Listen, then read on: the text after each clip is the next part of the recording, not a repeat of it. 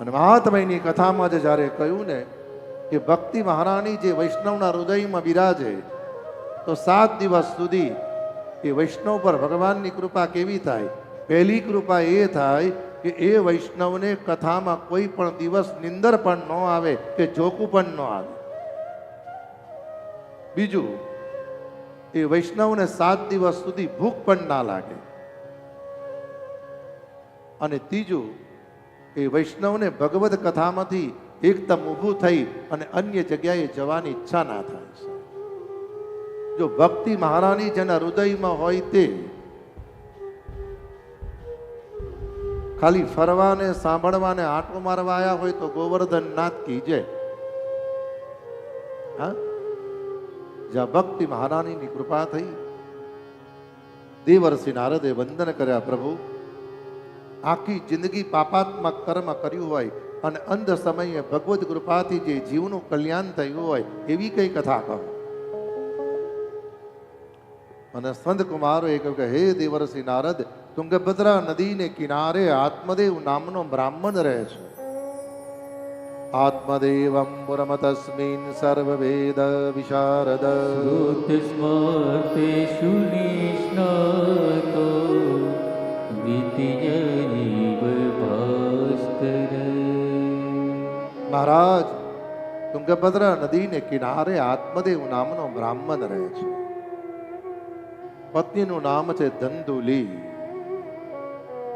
જન્મે બ્રાહ્મણ, કર્મે બ્રાહ્મણ, વૈષ્ણવ ઇન્દ્રિયાતીત બ્રાહ્મણ છે. ત્રિકાળ સંધ્યા કરે, ભગવાનનું ધ્યાન કરે અને ભગવત સેવાને સમર્પિત કરે છે. પત્નીનું નામ છે ધંધુલી. અને ભાગવતજીની કથા સમજાવે કે ભગવાને તમને ઉત્તમ કુળમાં જન્મ આપ્યો છે. એટલું જ નહીં, જે ઘરની અંદર ઘરની લક્ષ્મીના બોલવામાં વિવેક ના હોય, એ ઘરમાં કેટલી જેટલી સંપત્તિ હોય પણ સંસ્કાર હોતા નથી, એ સંપત્તિ કોઈ પણ દિવસ પરિવારને શાંતિ આપતી નથી. હા, પત્નીનું નામ છે ધંધુલી. કોણ ધંધુલી? અને અમુક ઘરમાં તમે જોજો કે અમુક ઘરમાં ભાઈઓમાં ભક્તિ હોય, બહેનોમાં ભક્તિ હોતી નથી. અને અમુક બહેનો તો કે તમારા ભાઈને ઈચ્છા થાય ત્યાં યાત્રા કરવા જાય, બાકી મને શોપિંગ સિવાય કોઈ ઇન્ટરેસ્ટ નથી. હા, કોણ ધંધુલી? સ્વભાવ કહ્યું ને, ધંધુલી એટલે પરિવારમાં કોઈની સાથે બનતું નથી, આનું નામ ધંધુલી. કોણ ધંધુલી?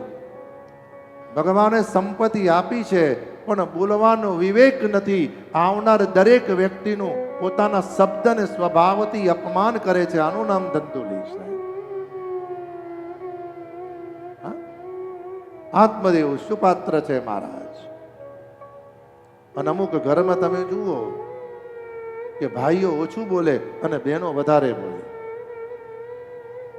અને જે ઘરમાં પુરુષ મૌન રાખે, ઓછું બોલે અને પરમ વૈષ્ણવ તરીકે ભગવત ચરણે સમર્પિત હોય. કારણ ભાગવતજી કહે છે કે પુરુષના ભાગ્યથી અને સ્ત્રીના ભાગ્યથી, પુરુષના ભાગ્યથી જે લક્ષ્મી આવે છે એ નારાયણ સ્વરૂપ ધર્મલક્ષ્મી હોય છે, અને સ્ત્રીના ભાગ્યથી જે લક્ષ્મી આવે છે એ માતૃ સ્વરૂપિણી મહાલક્ષ્મી હોય છે. એક વારનો સમય છે, પત્ની ધંધુલી આત્મદેવને કહે છે, નાથ, કોણ ધંધુલી કે પરિવારમાં રહી અને વારંવાર પતિનો અવિવેક કરીને અપમાન કરે છે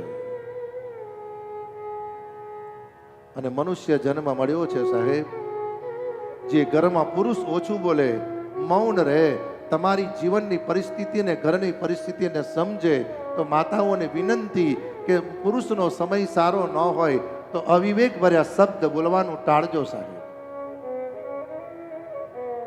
ઘણીવાર જીવનમાં બને છે કે જે ઘરમાં પુરુષ મૌન રહે ને ત્યાં ઘરમાં કોઈક વાર ઘરની લક્ષ્મીને બોલવાનો વિવેક નથી હોતો. ભગવાનને કહેજો, ભગવાને ગમે તેટલી સંપત્તિ આપી છે, ઠાકોરજીને પ્રાર્થના કરજો, પ્રભુ સંપત્તિ આપતા પહેલા જીવનમાં સમજણ આપજે. કે જે સંપત્તિમાં સમજણ હોતી નથી ને એ પરિવારના પારિવારિક લોકોને બોલવાનો વિવેક હોતો નથી સાહેબ. હા, ભગવદ અનુગ્રહ થયો. આત્મદેવે કહ્યું, દેવી આવતીકાલે પૂર્ણિમાનો દિવસ છે. જો તમે આજ્ઞા આપતા હોય તીર્થ ક્ષેત્રમાં જઈને મારે તુંગભદ્રના નદીમાં સ્નાન કરવું છે. અને ભગવાને બધું જ આપ્યું છે. કઈ કે સંપત્તિ હોય ત્યાં સંતતિ ના હોય, સંતતિ હોય ત્યાં સંપત્તિ ના હોય. કોઈક વાર ભગવાન બધાઈને બધું આપે છે કે ને ભાઈ, લાડી હોય, ગાડી હોય, ઘોડા હોય, ભગવાને બધું સુખ આપ્યું.